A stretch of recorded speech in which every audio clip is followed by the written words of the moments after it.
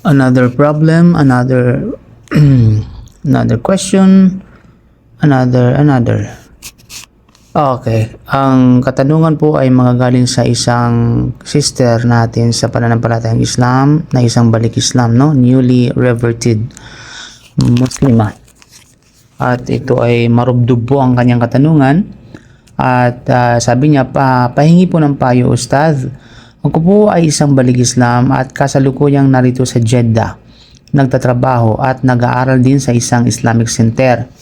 Subalit ang aking pamilya ay nagdesisyon na ipakasal ako sa isang hindi Muslim. Ano po ang dapat kong gawin sa ganitong sitwasyon? Maraming salamat po, Ustad. MashaAllah, I do.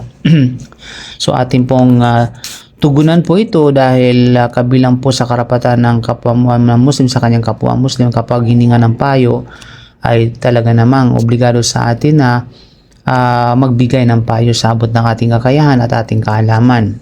So ating pong payuhan yung ating sisters. So alhamdulillah wa salatu wassalam ala rasulillah wa ala alihi wa sahbihi ajmain na maba'ad. Barakallahu fiki, no sister. Hindi na natin banggitin ang kanyang pangalan, no. So una sa lahat, naway patatagin ka ng Allah subhanahu wa ta'ala sa Islam at gantimpalaan ka sa iyong pagsusumikap na matuto ng iyong relihiyon.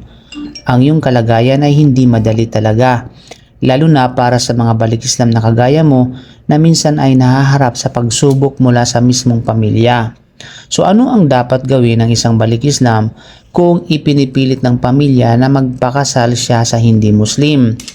So ang hatol sa pag-aasawa ng Muslima sa hindi Muslim, kung ikaw ay isang babae na tunay ng yumakap sa Islam, at hopefully ikaw talaga ay sincero, no, na yumakap sa Islam, hindi pinahihintulutan sa Sharia na magpakasal ang isang babaeng Muslima sa isang lalaking hindi Muslim. Kasi sinabi ng Allah subhanahu wa ta'ala sa Surah Al-Baqarah, "Wala tunkihul musyrikina hatta yu'minu." At huwag ninyong ipakasal ang mga babaeng Muslim sa mga musyrik hanggang sila ay mananampalataya. Ibig sabihin sa mga sumasamba at kumikilala sa iba bukod sa Allah pagdating sa pagkapanginoon, no, at pagsamba. Now, kung kaya, gayon din sinabi rin niya sa isa pang aya sa Surah Al-Mumtahina tungkol sa mga babaeng mananampalatayang lumipat sa Islam, lahunna hillu lahum wa lahum yahilluna lahunna. Hindi sila pinahihintulutan para sa kanila at hindi rin sila pinahihintulutan para sa mga babaeng iyon. So dahil dito, nagkaisa ang mga ulama na hindi wasto, no, at hindi pinahihintulutan ang kasal ng isang Muslima sa isang hindi Muslim. Ngayon, paano kung ipinipilit ng pamilya? So, narito ang mahalagang prinsipyo kapag pinipilit ka ng pamilya. Panghawakan mo ito dahil ito ay advice ng Prophet Sallam.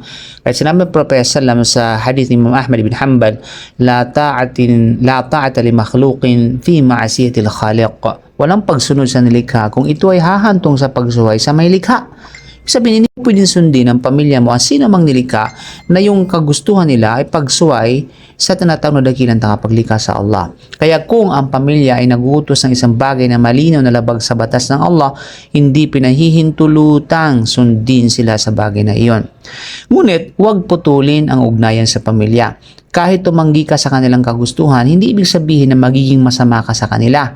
Sinabi ng Allah sa Suratul Luqman, "Wa in jahadaka ala an tushrika bi ma laysa laka bihi 'ilm, fala tuti'huma wa sahibhuma fid dunya ma'rufa."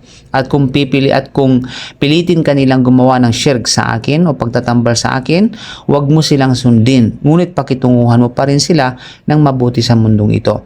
Kahit pansinin, kahit sa usapin ng shirk, alam natin ang pinakamalaking kasalanan sa paningin ng Allah walang iba kundi ang shirk. Iniutos pa rin ng Allah ang mabuting pakikitungo sa mga magulang. So ano ang practical na dapat mong gawin, sister? So una, ipaliwanag ng mahinahon ng iyong panindigan. Sabihin sa kanila ng may respeto na mahal ko po kayo at ginagalang ko po kayo, ngunit bilang Muslima, hindi po ako pinahihintulutan ng aking relihiyon na magpakasal sa isang hindi Muslim. Pangalawa, humingi ng tulong sa mga mapagkakatiwalaang Muslim. Kung ikaw ay nag-aaral sa Islamic Center, makabubuting kumonsulta sa mga guro, sa mga ustad, mga maasahang kapatid na Muslima o sa administrasyon ng Islamic Center o anumang katulad nito. Maaari silang magbigay ng payo at suporta.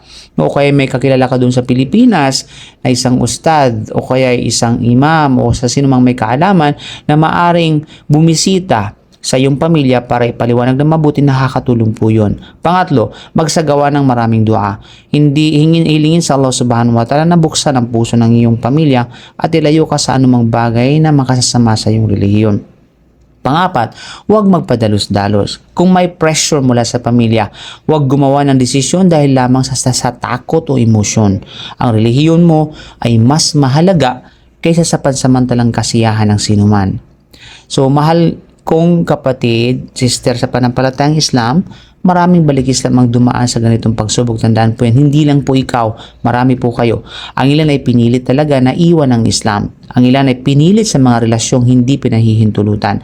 Ngunit ang sino mang mananatiling matatag alang-alang sa Allah, tandaan po natin, ay hindi niya pababayaan. Kasi sinabi ng Allah, وَمَنْ يَتَّقِ اللَّهَ يَجْعَلْ لَهُ مَخْرَجًا وَيَرْزُقْهُ مِنْ حَيْثُ لَا يَحْتَسِبُ. Surat At-Talaq. At sino mang may takwa sa Allah, gagawin niya siya ng paraan upang makalabas sa kanyang suliranin at pagkakalooban siya ng kabuhayan mula sa paraang hindi niya inaasahan. Okay? So, na kung kaya, to make us short, kung ikaw ay isang Muslima, hindi pinahihintulutan ang pagpapakasal sa isang hindi Muslim.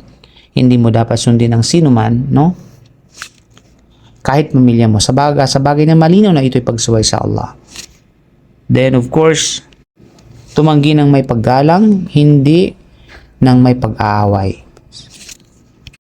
Panatilihin ang mabuting pakikitungo sa pamilya habang natiling matatag sa iyong relihiyon.